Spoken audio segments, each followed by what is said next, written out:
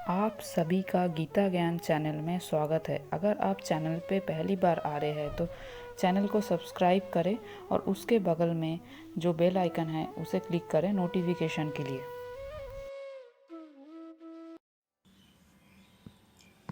यथा ते विहिता सांख्ये बुद्धिर्योगेत्ति मां शृणु बुद्धया युक्तया पार्थ कर्मबन्धं प्रहस्यसि।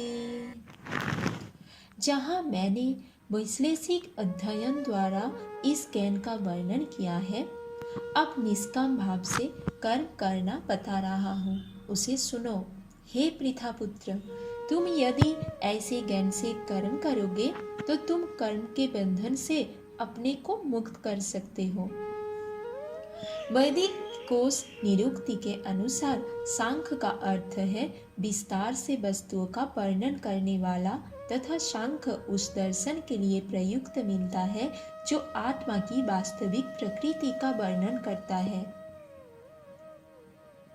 और योग का अर्थ है इंद्रियों का निग्रह। अर्जुन का युद्ध न करने का प्रस्ताव इंद्रिय तृप्ति पर आधारित था।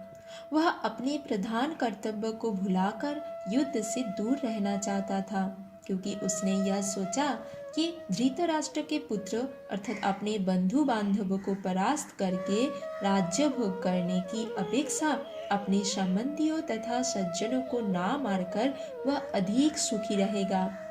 दोनों ही प्रकार से मूल सिद्धांत तो इंद्रिय तृप्ति था। उन्हें जितने से प्राप्त होने वाला सुख तथा सज्जनों को जीवित देखने का सुख, ये दोनों इंद्रिय तृप्ति के धरातल पर एक है, क्योंकि इससे बुद्धि तथा कर्तव्य दोनों का अंत हो जाता है। अतः कृष्ण ने अर्जुन को बताना चाहा कि वह अपने पितामह के शरीर का वध करके उनके आत्मा को नहीं मारेगा। उन्होंने यह बताया कि उनके सहित सारे जीव शाश्वत प्राणी हैं।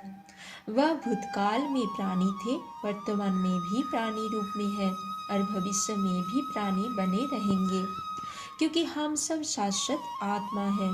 हम विभिन्न प्रकार से केवल अपना शारीरिक परिधान बदलते रहते हैं और इस भौतिक वस्त्र के बंधन से मुक्ति के बाद भी हमारी पृथक सत्ता बनी रहती है। भगवान कृष्ण द्वारा आत्मा तथा शरीर का अत्यंत विशद वैश्लेषिक अध्ययन प्रस्तुत किया गया है और निरुक्ति कोश की शब्दावली में इस विशद अध्ययन को यहाँ सांख्य कहा गया है। इस सांख्य का नास्तिक कपिल के सांख्य दर्शन से कोई सरोकार नहीं है। इस नास्तिक कपिल के सांख्य दर्शन से बहुत पहले भगवान कृष्ण के अवतार भगवान कपिल ने अपनी माता देवहूति के समक्ष श्रीमद् भगवत में वास्तविक सांख्य दर्शन पर प्रवचन किया था। उन्होंने स्पष्ट बताया है कि पुरुष या परमेश्वर क्रियाशील है और वो प्रकृति पर दृष्टिपात करके सृष्टि की उत्पत्ति करते हैं। इसको वेदों में ने तथा गीता ने स्वीकार किया है। वेदों में वर्णन मिलता है कि भगवान ने प्रकृति पर दृष्टिपात किया और उसमें आणविक जीवात्माएं प्रविष्ट कर दी। ये सारे जीव भौतिक जगत में इंद्रिय तृप्ति के लिए कर्म करते रहते हैं और माया के वशीभूत होकर अपने को भोक्ता मानते रहते हैं। इस मानसिकता की चरम सीमा भगवान के साथ साजुज्य प्राप्त करना है।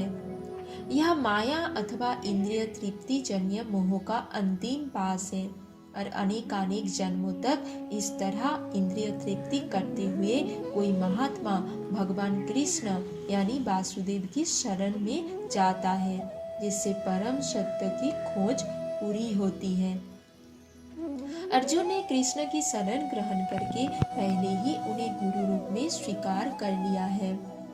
शिष्यस्तेयाहं साधिमां त्वां प्रपन्नम्। फलस्वरूप कृष्ण अब उसे बुद्धि योग या कर्म योग की कार्य विधि बताएंगे, जो कृष्ण के इंद्रिय तृप्ति के लिए किया गया भक्ति योग है। यह बुद्धि योग अध्याय 10 के 10वें श्लोक में वर्णित है, जिसमें इसे उन भगवान के साथ प्रत्यक्ष संपर्क बताया गया है जो सबके हृदय में परमात्मा रूप में विद्यमान है। किंतु ऐसा संपर्क भक्ति के बिना संभव नहीं है। अतः जो भगवान की भक्ति या दिव्य प्रेमा भक्ति में या कृष्ण भावनामृत में स्थित होता है, वही भगवान की विशिष्ट कृपा से बुद्धि योग की यह अवस्था प्राप्त कर पाता है। अतः भगवान कहते हैं कि जो लोग दिव्य प्रेमावश भक्ति में निरंतर लगे रहते हैं, उन्हें ही वह भक्ति का विशुद्ध ज्ञान प्रदान करते हैं। इस प्रकार भक्त सरलता से उनके चिदानंदमय धाम में पहुंच सकते हैं।